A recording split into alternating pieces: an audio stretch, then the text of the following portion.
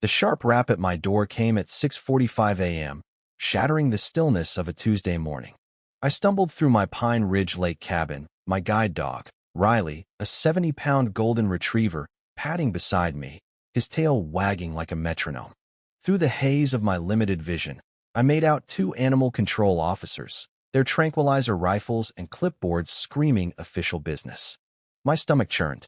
Riley, sensing my unease, dropped his tennis ball at the taller officer's feet, his universal invitation to play.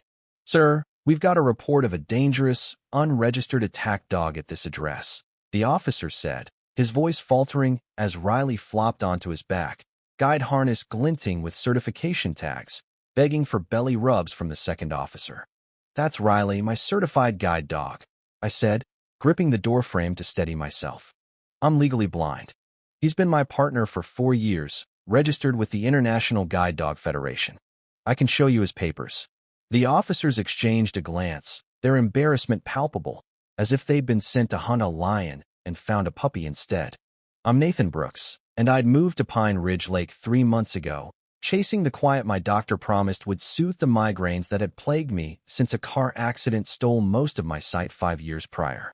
My grandmother's old cabin, a 2-bedroom haven with a wraparound porch, was perfect for Riley to bask in the sun while I worked as a freelance audio editor. But peace was a fleeting dream. On moving day, before I'd even unpacked, Evelyn Warwick, the HOA president, swooped in, clipboard in one hand, measuring tape in the other, scrutinizing the spacing of my trash cans while preaching the HOA's aesthetic standards. My grandmother's exemptions, she declared, wouldn't apply to me. Her gaze landed on Riley. "That dog needs to be registered with the HOA," she snapped, her tone laced with suspicion. "It looks like a German Shepherd mix.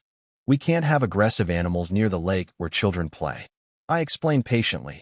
I thought that Riley was a golden retriever, as threatening as a plush toy, and a service animal protected under the Americans with Disabilities Act. Evelyn scribbled furiously on her clipboard, muttering about bylaws and community safety, then marched off, her bejeweled sandals clacking like a typewriter on the gravel. What followed was a relentless campaign of petty harassment cloaked in HOA zeal. Evelyn filed complaints about Riley's excessive barking when he alerted me to visitors his literal job. She claimed he roamed off-leash while he guided me in his harness. She even tried to fine me for improper waste disposal when Riley relieved himself in my backyard, insisting I needed permits for a commercial animal operation. I kept every notice, every fine, every letter demanding immediate compliance for my dangerous beast.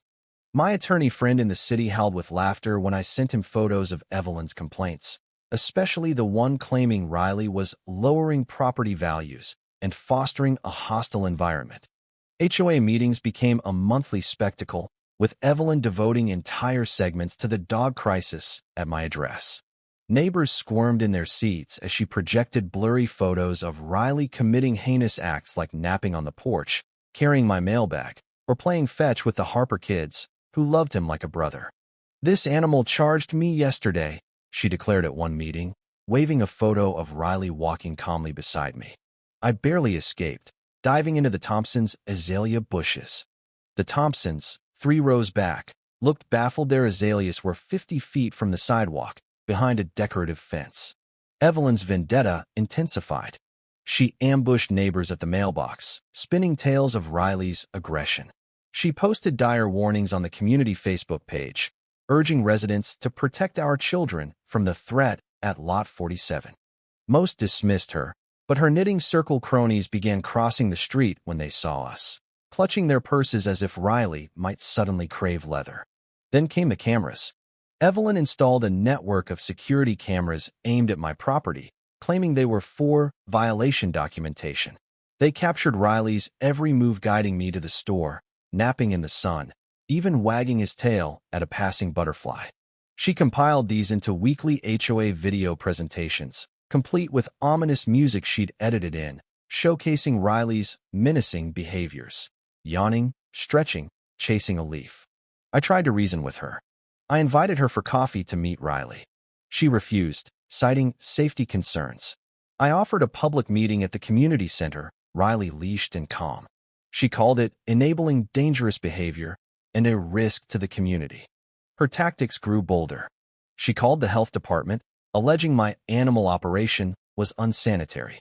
They found a pristine yard and a fully vaccinated dog. She called code enforcement, claiming Riley's used doghouse violated building codes. They measured it, photographed it, and apologized for the inconvenience. Each failure only stoked her fire. She launched a petition to ban dangerous dogs over 30 pounds, wording it vaguely to target Riley.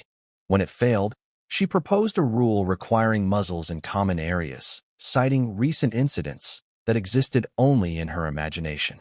The morning animal control arrived was her third attempt. The first two visits found Riley's papers in order and his temperament gentle, closing the cases. This time, Evelyn claimed Riley had charged residents and stalked children at the playground. Impressive, since I'd been at a medical appointment in the city all day. The officers left with apologies and a stern warning to Evelyn about false reports. I'd had enough. I filed a formal complaint with the HOA board, compiling every notice, photo, and false report, backed by statements from neighbors like Mrs. Harper, whose kids called Riley their furry best friend, and Greg Thompson, tired of his azaleas being dragged into Evelyn's fantasies.